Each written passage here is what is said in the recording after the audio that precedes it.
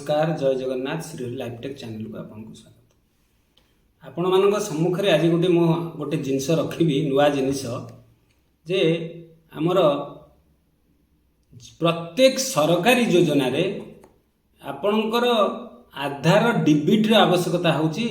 Direct beneficiary transfer option जो सरकार अच्छी से आपन अकाउंट को टंका देबे डायरेक्ट बेनिफिशियरी ट्रांसफर ऑप्शन रे डीबीटी ऑप्शन रे बा एबीपीएस मोड रे आधार बेसिक पेमेंट वर्तमान सरकार प्रत्येक सरकारी योजना प्राय आसुଛି। तो आपण घरे बसिकरी आपण केमिति जानिबे जे प्रकृत मोर को बैंक रे ऑप्शन टा अछि मोर 4टा बैंक अछि के कुछ मोर 5टा बैंक अछि के कुछ मोर 6टा बैंक अछि के कुछ मोर पोस्ट ऑफिस अछि।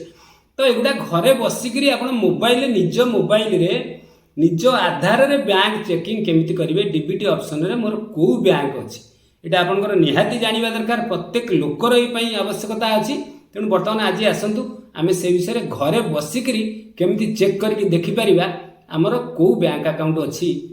आधार संगे रे सीडिंग हेकी अछि बा आधार आपनकर डीबीटी ऑप्शन रे अछि से ऑप्शन टा को वर्तमान आमे देखिबा।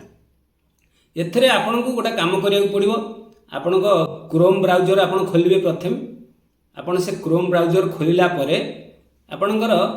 माई आधार यूडीआई जो अच्छी यूनिक आइडेंटिफिकेशन अथॉरिटी यूडीआई रे आपण लॉगिन करिवे। देखंतु ये साइज लॉगिन साइज की गला पर लॉगिन साइट की तापरे आपणकर आधार नंबर आपण देबे लॉगिन टू आधार भाया ओटीपी लिखाई जे आपण देखंतु आधार नंबर आपण एंट्री करिवे एवं आपणकर आधार नंबर एंट्री कर सारा पर आपण आधार देखो राइट साइड गोटे कैप्चा लिखी से कैप्चा आप एंट्री करेंगे। ये आम कैप्चा देखो 582C5 या ठीक से एंट्री करेंगे ना आधार नंबर को डिलीट कर दे हाइड कर देछि तापर लॉगिन करेंगे। आप लॉगिन टू ओटीपी कलापर आप देखो किसी समय यहाँ बुलव कैप्चा एमती बुलव आपंकर लॉगिन करने कहीं साइट आधार साइटा सब आपंकर विशेष करके जाम रहे सेटा बुलिला परे आपन को मोबाइल की गोटे ओटीपी जीव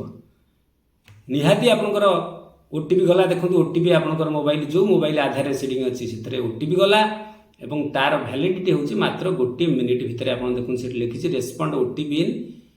इन आपन टाइम आमर जाउची देखो 48 सेकेंड्स हो कना मोबाइल रे पहुंचवा दरकार मोबाइल रो आमे तादी को एंट्री करबा दरकार आपनकर ए जगह रे देखो ओटीपी पळे आसला 3960 ओटीपी पळे आसला। तेणु सिक्यूरीटी ऑप्शन पाई आमे आधार नंबर आपन को देइनु न आधार नंबर टा देइ परथां। देखो साइट खुली गला माई आधार आपन को देखो राइट साइड रे फोटो भी आसीबो आधार जो तळु लिखाई सेठी फोटो भी आपन को आसीबो आपन जो ऑप्शन उडा अछि कि पळे जिवे आपन शेष रे आधार हेडिंग ऑप्शन टी जोटी अछि सेटा रे क्लिक करिवे। आधार हेडिंग ऑप्शन रे आपन क्लिक कला पर देखो बुलुची सेटा एमती बुलिबो किछ समय बुली सारिला परे आपणकर साइट रे बैंक देखो ऊपर लगा डैशबोर्ड रे बैंक सीडिंग स्टेटस देखो बढ़िया करी आपन लिखि देखो congratulation your Aadhaar bank mapping has been done एटा को आपन आधार बैंक मैपिंग मध्य कुआ जाए देखो ए छकी लिखितला तब ठीक चिन्ह हो गला बुलुतला सेटा बुली बुली बुली बुली क्लियर हो गला जे आपनकर आधार नंबर देखिदेला आपन जो संख्या देखंतु bank central bank of India Aadhaar setting status active एवं अपडेटेड डेट होची 7/7/2020 एई तारीख रे ए लोकर बैंक रे आधार अपडेट अछि सीडिंग अछि सेंट्रल बैंक रे अछि। तनो आपण माने एमती चेक करि पारिबे आपनकर आधार सीडिंग स्टेटस एटा आपण मानन पई बहुत जरूरी बहुत इंपोर्टेंट आकु जमा आपण ए वीडियोटा को सेव करके रखंतु जेतेबेले दरकार हबो कामरे आसीबो किबा अन्य काहाक मध्य शेयर करंतु समस्ते आधे उपकृत हो पारे। और चैनल जी नुआ अच्छा ताले सब्सक्राइब करने केबे भूलंतु ना। रहूची नमस्कार जय जगन्नाथ।